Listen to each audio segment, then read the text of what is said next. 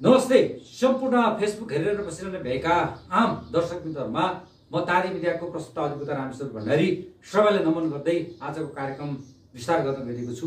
1 महिनादेखि चल्दै आइरहेको शिक्षक आन्दोलन आज एकाएक भड्किन पुगेको छ, जहाँ शिक्षकहरूले निषेधाज्ञा राखेको ठाउँलाई तोड्न पुग्दा निषेधित क्षेत्रलाई तोड्दा त्यहाँ प्रहरी बीचमा मुठभेड हुन पुगेको छ।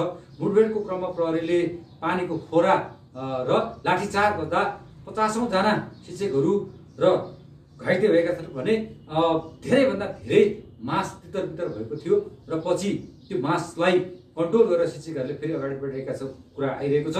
त्यसकै बीचमा एकजना पत्रकार समेतको आँखामा चोट लागेको भन्ने कुरा आइरहेको छ र उहाँको उपचार पनि सिभिल अस्पतालमै लगेको भन्ने कुरा आइरहेको छ। साँच्चीकै नेपाल सरकारले यो शिक्षक आन्दोलनको बारेमा चासो देखाएनन् र सुतेर बसिरहेका शिक्षकहरू किन छिटो भन्दा छिटो सहर आउनु पर्यो र सहरमा आइसकेपछि सरकार किन सुत्न पुग्यो र शिक्षकको आवाजलाई किन शिक्षकले सुनेन भन्ने विषयमा आम नागरिकहरू यतिखेर स्पष्ट रूपमा त्यो कुराहरू बुझ्नलाई लिइरहेका छन्।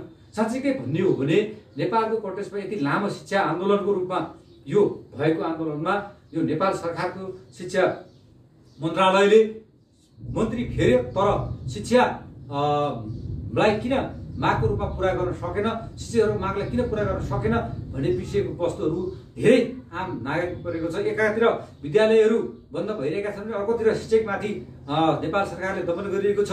यो दमनको नीति भन्दा पनि शिक्षकको जायज मागलाई पुरा गर्न सरकार किन अगाडि बढिरहेको छैन? सरकार शिक्षा मन्त्री विद्या भट्टराईलाई चाहिँ त्यसबाट गइसकेपछि फेरि रघुजीत पन्त जय शिक्षा मन्त्रीमा आइसके र नयाँ मन्त्री आउँदा पनि यो किन वातावरण बन्न सकेन? सरकार किन अहिले शिक्षकहरूको चाहिँ मागलाई पुरा गर्नु भन्दा पनि शिक्षकहरू अझ पनि दमनको नीतिलाई छोडेर स्वतन्त्र र उनीहरूले शान्तिपूर्ण आन्दोलन गर्छौँ भन्दै पनि एकाएक चाहिँ किन चाहिँ त्यहाँ चाहिँ प्रहार भयो, किन चाहिँ सरकारबाट चाहिँ बल प्रयोग भयो भन्ने कुराको बारेमा आम शिक्षक लगायत आम नागरिकहरू त्यसको चाहिँ बारेमा गुनासो लिएर सरकारसँग गइरहेका छन्। यस्तो अवस्थामा सरकारले एउटा अभिभावकीय भूमिका निर्वाह गरेर छिटोभन्दा छिटो शिक्षकको मागलाई पुरा गर्नतिर लाग्नुपर्ने ठाउँमा यतिखेर शिक्षकमाथि नै दमनको नीति लिएर शिक्षकमाथि चाहिँ लाठी प्रहार अन्धाधुन्ध लाठी प्रहार गर्दा धेरै शिक्षकहरू घाइते भएका छन् भने अन्य शिक्षकहरू तितर र भागदौडमा धेरै मानिसहरू घाइते भएको, धेरै नै शिक्षकहरू घाइते भएको भन्ने कुरा आइरहेको छ। त्यसको एकाङ्कित विवरण आउन बाँकी छ।